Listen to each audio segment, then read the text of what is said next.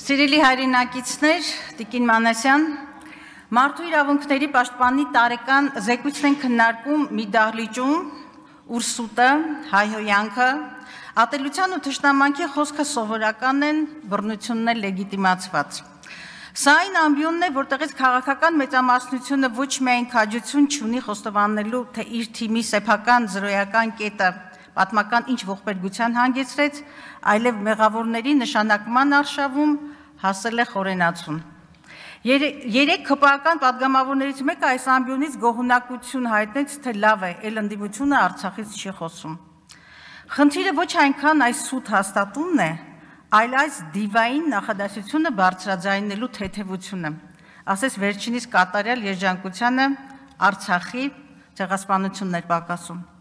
Եվ բնականաբար այս միտքը սերվել է Փաշինյանի երբեք այսքան սուվերեն չենք եղել համոզումից։ Այո, պարոն Կոնջորյան, միթե ձեզ համար պարզ չէ, որ իրական եւ պատմական Հայաստանի հակագիտական հակադրությունը, հայոց ցեղասպանությունը հարցականի տակ դնելը, ազգային ինքնութենական արժեքների թիրախավորումը, անպատժելիության եւ ամենաթողության մթնոլորտը խեղում են հայ հավաքականության քաղաքակրթական եւ մշակութային ընդհանրությունը։ Միթե պարզից էլ պարզ չէ, որ կրթության նորաձևության արշավը նախընտրական քարոզարշավ լինելուց զատ նաև ազգային տրանսֆորմացիայի ծրագիր է, ինչը Փաշինյանը չի էլ թաքցնում։ Եվ ես եւ ինձ նման հազարներ քաղաքակրթական ընդհանրություն չունենք այն վարչապետի հետ, ով օրերս այս դահլիճում տեսախցիկների արչև քաղաքական օպոնենտների հասցեին, որոնց թիկունքում 300,000-ից ավելի ՀՀ քաղաքացիներ են, 5 րոպե շարունակ միգուցե եւ ավելի հնչեցնում էր վեր ընկեք տեղներդ, ձեններդ կտրեք, համբալ, կկոխեմ ԱԱԾ պատվալները եւ այլն։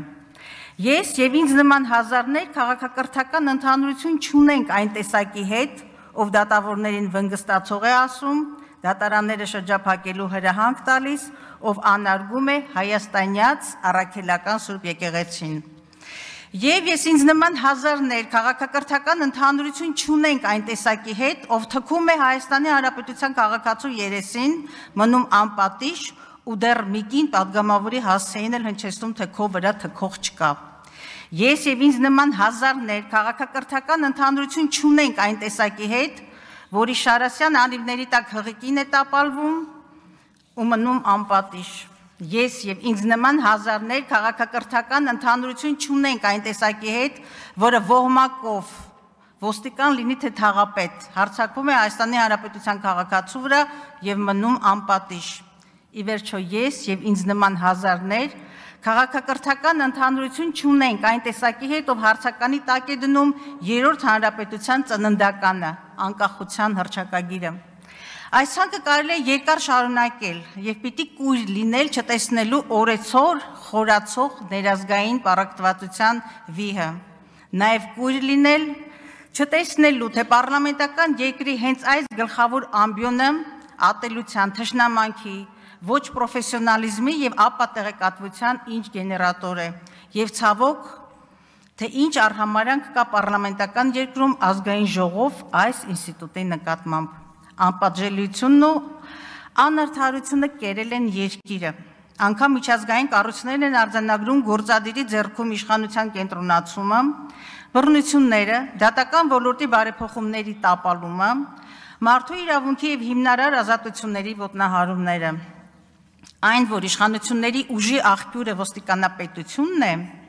քաղաքական հակառակորդների դեմ հալածանքներն են եւ դատաիրավական համակարգի կամայականությունները, երեք այստեղ հաստատեց նաև քննչական կոմիտեի նախագահը իր խոսքով։ Հանրահավաքներում ոստիկանության անիրավաչափ գործողությունների, բռնությունների, ընդդիմադիր պատգամավորների նկատմամբ խոշտանգումների, արգելված լուսաձայնային նռնակների ապօրինի կիրառման դեպքով որևէ ոստիկանի նկատմամբ մեղադրանք չի հարուցվել, եւ դա այն դեպքում, երբ վերջիններիս ոհմակային հարձակումները արձանագրված են։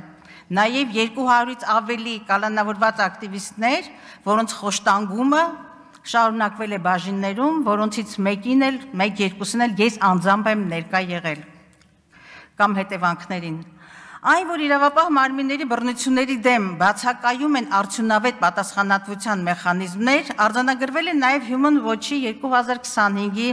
զեկույցում։ Ես շատ եմ այս ամբիոնից անդրադարձել կալանքի որպես խափանման միջոցի ֆետիշացմանը։ Հակառակ ՍԵՊԱ պարտավորությունների 2023-ի համեմատությամբ կալանքները աճել են 12%-ով։ Եվ ահա օրերս Գյումրիում նվաստացված գիշերազգեստով կալանավորված կնոջ դեպքը։ Սա ուղղակի խայտառակ մի փաստ է, եւ ոչ էլ ես կարող եմ որևէ քաղաքակրթական ընդհանրություն ունենալ այս փաստի հետ։ Իսկ դուք ԿՊԱ-կան, հատկապես կին падգամավորներ, արդարանում եք, թե համբալը չեք լսել կամ չեք տեսնում ոստիկանական ամենաթողությունները։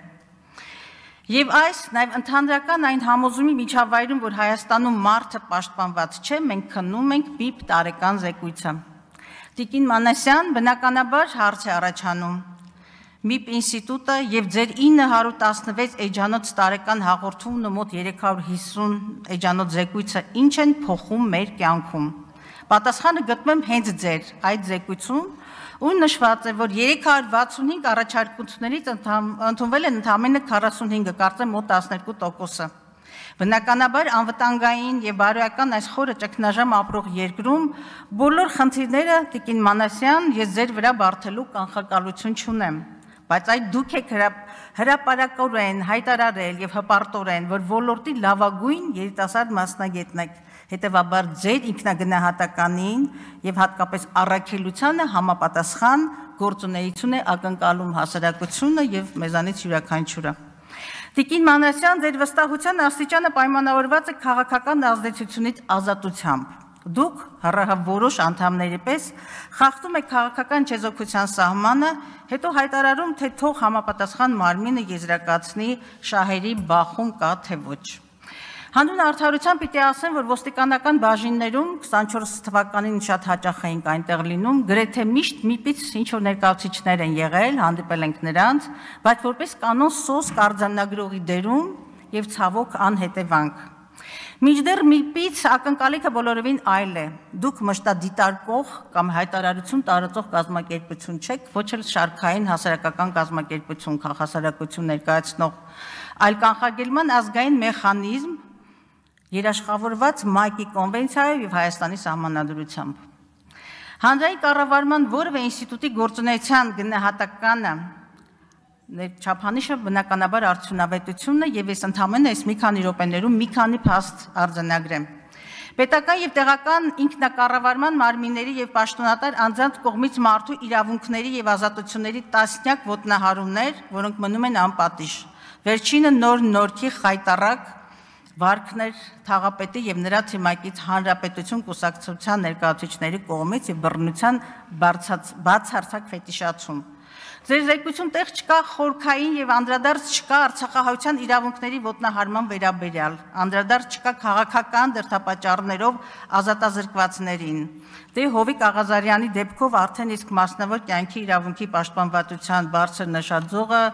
այս դահլիճում է սահմանվել։ Ծանր իրավիճակ է քրեական արդարադատության ոլորտում, բանտերում խոշտանգումներ, բժշկական օգնության անբավարար մակարդակ, ինչի մասին այստեղ բարձրաձայնվեց, ինքնավնասում կատարած անձանց եւ ինքնասպանությունների աճ, որոնք սակայն չեն դառնում պատշաճ քննության առարկա։ Լուծարվել է երեխաների, տարեցների եւ հաշմանդամություն ունեցող անձանց հիմնարկների անկախ դիտորդական խումբը, ինչը բնականաբար վատթարացնի վերջիններիս հաշվետվողականությունը։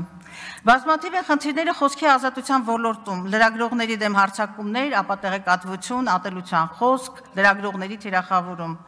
Այս ամենը նաև երկրում ահագնացող ատելության խոսքի հանրային վտանգավորության աստիճանը պատշաճ չի գնահատվում թե ձեր, թե այլ ինստիտուտների կողմից։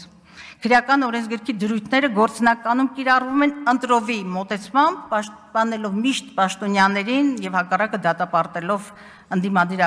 ակտիվիստների։ Բնականաբար հակառակ ժողովրդավարության բաստիոն լինելու պոպուլիստական եւ սին հայտարարություններին Հայաստանը շարունակում է մնալ որպես կիսաազատ երկիր։ Դուք, տիկին Մանասյան, բնականաբար այս իրականության մեջ որոշիչ փոփոխություններ բերելու, երկրում տիրող արժեքային համակարգը եւ ճգնաժամը այս մթնոլորտը մեղմելու անձնական ներդրում կարող եք ունենալ, անձնական եւ ինստիտուցիոնալ, Բայց դուք գերադասում եք լոյալությունը, իշխող ուժի ալիքի վրա հարմարավետությունը, իշխող ուժի շահերի սպասարկումը։ Ձեր գործունեության նկատմամբ անվստահությունս ավարտում եմ, ձեր գործունեության նկատմամբ անվստահությունս կառուցում եմ ինչպես արդյունքների վրա, այնպես էլ իշխանությունների նկատմամբ հավատարմության մի շարք դրվագներով, որոնք խորը հիմքեր են տալիս հարցականի տակ դնելու ձեր քաղաքական չեզոքությունն ու գործունեության արդյունավետությունը։